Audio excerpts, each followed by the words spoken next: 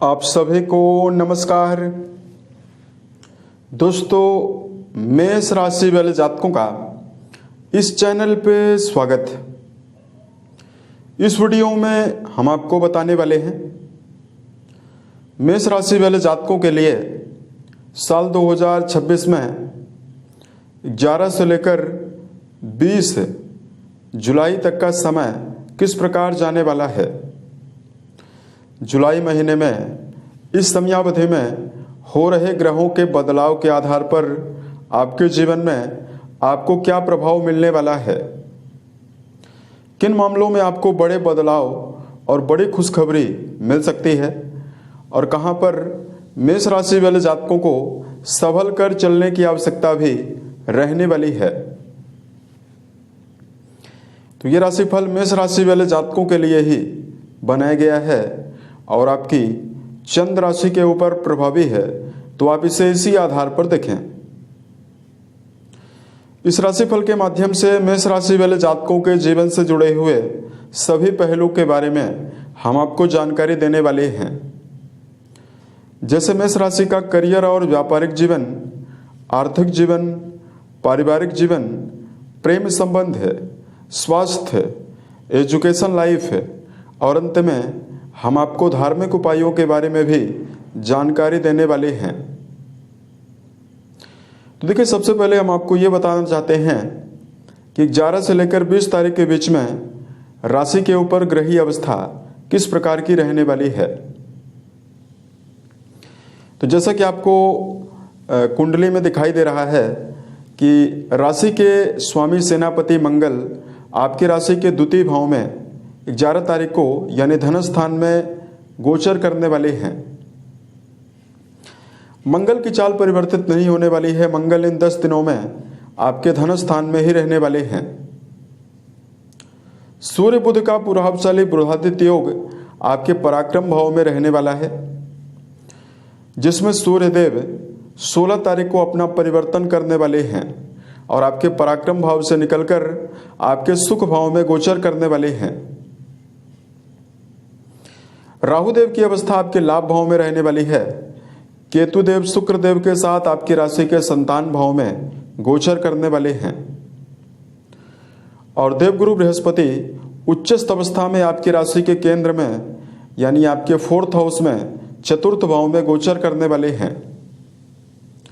गुरु 16 तारीख को अस्त भी होने वाले हैं और सभी नवग्रहों में शनिदेव की अवस्था राशि के द्वादश भाव पर बनी हुई रहने वाली है, जिसकी वजह से आपके ऊपर शनि जन्य 7.5 का प्रभाव भी चल रहा है। तो अब आइए हम आपको बताते हैं मेष राशि वाले जातकों के जीवन में सभी मामलों में आपको क्या रिजल्ट मिल सकता है। सबसे पहले आपको बताना चाहेंगे कर्म क्षेत्र के मामले में यह समय कैसा जाने वाला है। देखिए, कुंडली के कर्म भाव के स्वामी शनि माने जाते हैं, जो कि राशि के द्वादश भाव में यानी व्यय भाव में रहने वाले हैं और वर्तमान में देखिए सूर्य बुध का बुधादित्य योग आपके पराक्रम घर में बना हुआ है और सेनापति मंगल का संबंध आपके भाग्य भाव से रहने वाला है। तो मेष राशि वाले जातकों के लिए ये जो समय रहेगा, मिला जुला परिणाम कर्म क्षेत्र के मामले में आपको देने वाला है। सूर्य की अवस्था 16 तारीख तक बेहतर है, तो यदि आप वर्तमान में सरकारी, राजनीतिक, सामाजिक क्षेत्रों से जुड़ा हुआ कोई भी काम करते हैं, उसमें आपको 11 से लेकर 16 के बीच में बड़ी सफलता मिलने वाली है। वर्क प्लेस पर मेष राशि वाले जातकों पुराने समय से चले आ रहे दबाव में कमी होने वाली है, यानी वर्क प्लेस पर यदि आपको चुनौतियों का सामना करना पड़ रहा है, समस्याओं का सामना करना पड़ रहा है, धीरे धीरे करके वर्क प्लेस पर स्थितियों में सामान्यतः शुभ परिणाम की अवस्थाएं आपको मिलने वाली है और मंगल देव की प्रभावशाली अवस्था का जो परिणाम है, इसकी वजह से आपके जीवन में आपको मान सम्मान की अवसर भी मिलने वाला है। कर्म भाव के स्वामी शनि बेहतर अवस्था में नहीं है, तो वर्तमान में जल्दबाजी पूर्वक किसी भी कार्य को करने से आपको बचने की आवश्यकता भी रहने वाली है। बात करें धन के मामले में ये समय कैसा जाने वाला है। मेष राशि वाले जातकों, आपकी राशि के धन भाव पर चंद्र मंगल की युति 11 तारीख को ही बनी हुई रहने वाली है। मंगल राशि के स्वामी होकर धन भाव को प्रभावित कर रहे हैं और धन भाव के स्वामी त्रिकोण भाव में यानी आपके पंचम भाव पर गोचर करने वाले हैं। इसकी वजह से जातकों के जीवन में यानी मेष राशि वाले जातकों को आर्थिक मामलों में उन्नति की अवसर मिलने वाला है। यदि आपके जीवन में धन संबंधी समस्या आपको लगातार मिल रही है तो शुक्रदेव जो आपके धन भाव के स्वामी हैं ये लगातार आपके 11th हाउस को प्रभावित करने वाले हैं, जिसकी वजह से धन के आयामों में बढ़ोतरी आपको मिलने वाली है। सेनापति मंगल का धन भाव से मौजूदगी और अष्टम भाव से बना हुआ संबंध रुका हुआ धन और पैतृक संपत्ति के लाभ की संभावनाओं को भी आपके जीवन में देने वाला है। और यहाँ पर हम आपको बताना चाहेंगे बृहस्पति 16 तारीख तक आपके जीवन में भौतिक सुविधाओं में बढ़ोतरी का योग बनाए हुए हैं। उसके अलावा देखिए बात करते हैं मेष राशि वाले जातकों के लिए पारिवारिक दृष्टिकोण से समय कैसा जाने वाला है। ये समय पारिवारिक जीवन के मामले में मिला जुला परिणाम आपको देने वाला है। द्वितीय भाव में मंगल देव की मौजूदगी और द्वादश भाव से शनिदेव का द्वितीय भाव पर पड़ रहा दृष्टि संबंध पारिवारिक जीवन के मामले में मान सम्मान की कमी भी आपको दे सकता है और पारिवारिक भागदौड़ की अवस्थाओं को भी आपके जीवन में देने वाला है। शनिदेव आपकी राशि के द्वितीय भाव को देखने वाले हैं तो वर्तमान में वाणी के आवेग के द्वारा किसी भी व्यक्ति को आप प्रभावित करने से या नेगेटिव शब्दों का प्रयोग करने से आपको बचने की आवश्यकता रहने वाली है। सगे संबंधियों के साथ संबंधों में आपको अनुकूलता बनाकर चलने की आवश्यकता जीवन में रहने वाली है। यह समय पारिवारिक जीवन के दृष्टिकोण से आपको बेहतर परिणाम देने वाला है। बात करें प्रेम और वैवाहिक जीवन के मामले में यह समय आपके लिए कैसा जाने वाला है। रिश्तों के मामले में शुक्रदेव आपके पंचम भाव में ही इस पूरे समयावधि में गोचर करने वाले हैं, तो आपके लिए संबंधों में यदि आपका जुड़ाव प्रेम जीवन के मामले में है तो आकर्षण की अवस्था और संबंधों में उत्साह की अवस्थाएं भी आपको मिलने वाली है। तो प्रेम जीवन में जुड़े हुए जातकों के लिए तो यह समय बेहतर रहने वाला है। लेकिन बात करें वैवाहिक जीवन के मामले में जुड़े हुए जातकों के लिए समय कैसा रहेगा। देखिए लगातार द्वादश भाव में शनिदेव की अवस्था बनी हुई रहने वाली है और शनि की 7.5 का दुष्प्रभाव भी आपके जीवन में चल रहा है। ऐसे में वैवाहिक स्थिरता की संभावनाएं और वैवाहिक जीवन में दबाव की अवस्थाएं भी आपको मिलने वाली है। हालांकि आपके वैवाहिक भाव के स्वामी बहुत ही बेहतर अवस्था में हैं, तो यदि आप प्रयासरत हैं तो संबंधों के मामले में आप बेहतर रिजल्ट प्राप्त करने में भी कामयाब होने वाले हैं। लेकिन शनिदेव का दुष्प्रभाव जो रहने वाला है ये रिश्तों के मामले में छोटे मोटे विवाद की अवस्थाओं को भी दे सकता है। इसलिए मेष राशि वाले जातकों को व्यक्तिगत जीवन में वैवाहिक जीवन से जुड़ी हुई सभी प्रकार की जिम्मेदारियों को बखूबी निर्वहन करने का प्रयास जरूर करना चाहिए, ताकि आपके वैवाहिक जीवन के मामले में आपको स्थितियों में नेगेटिविटी ना मिल पाए।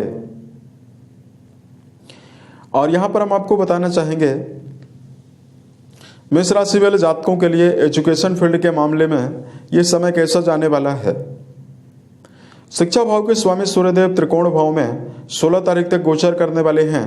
उसके पश्चात जल तत्वी राशि और आपके केंद्र में चौथे भाव में गोचर करने वाले हैं। तो एजुकेशन फील्ड के मामले में जुड़े हुए जातकों के लिए 11 से लेकर 16 तारीख तक का समय बहुत बेहतर रहने वाला है। इसमें प्रयासरत जातकों की एकाग्रता वृद्धि रहने वाली है और प्रयासरत जातकों को कॉम्पिटिटिव एग्जाम में भी बड़े परिणाम और बड़ी सफलता की अवस्थाएं आपको मिल सकती है। और यहाँ पर हम आपको बताना चाहेंगे सूर्यदेव आपके नवम भाव को भी प्रभावित करने वाले हैं। अतः उच्च शिक्षा के मामले में जुड़े हुए विद्यार्थी यदि आप कोई दाखिला लेना चाहते हैं या वर्तमान समय में यदि आप किसी नवीन संस्थान में जाना चाहते हैं, विदेशों में पढ़ाई कर रहे हैं, तो सूर्यदेव की अवस्था बहुत ही बेहतर रहने वाली है।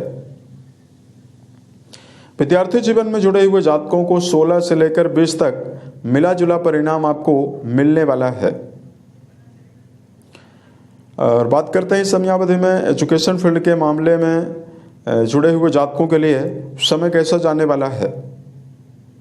तो एजुकेशन फील्ड की जानकारी हमने आपको दी है और वर्तमान समय में अब हम आपको बताना चाहेंगे कि स्वास्थ्य के मामले में समय कैसा जाने वाला है।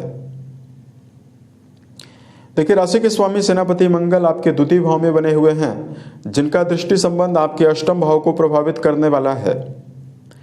तो शारीरिक तौर पर तो आपको बड़ी बीमारियां ना के बराबर मिलने वाली है, लेकिन वर्तमान में शनिदेव आपके मंगल देव यानी आपकी राशि के अधिपति मंगल को प्रभावित करने वाले हैं। तो वर्तमान में चूंकि इस समयावधि में मेष राशि वाले जातकों को अनिद्रा की समस्या का सामना करना पड़ सकता है और मानसिक अस्थिरता का सामना भी करना पड़ सकता है। ऐसे में मेष राशि वाले जातकों को हर कार्य को योजनाबद्ध तरीके से करने की आवश्यकता रहने वाली है।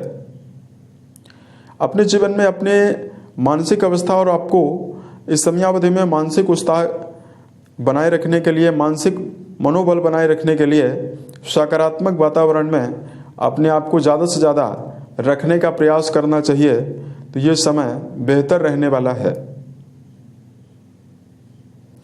इस समयावधि में धार्मिक उपायों की जानकारी यदि आपके लिए दिया जाए तो मेष राशि वाले जातकों को इस समयावधि में सुंदरकांड, हनुमान चालीसा का पाठ करना आपको बेहतर परिणाम देने वाला है। और उसके अलावा मेष राशि वाले जातकों को वर्तमान में पीपल के वृक्ष के नीचे सरसों के तेल का दिया जलाना आपको बेहतर रिजल्ट देने वाला है। शनिजन्य दुष्प्रभावों को यदि आप समाप्त करना चाहते हैं तो ओम सम शनिश्चराय नमः नामक मंत्र का जप करना आपको बेहतर परिणाम देने वाला है। साल 2026 के सभी महीने आपके जीवन में बेहतर परिस्थितियों का निर्माण करें और आप सफलता के सभी मुकाम को टच करें, इसी कामनाओं के साथ मैं अपनी वाणी को विराम देता हूं। ओम नमः शिवाय।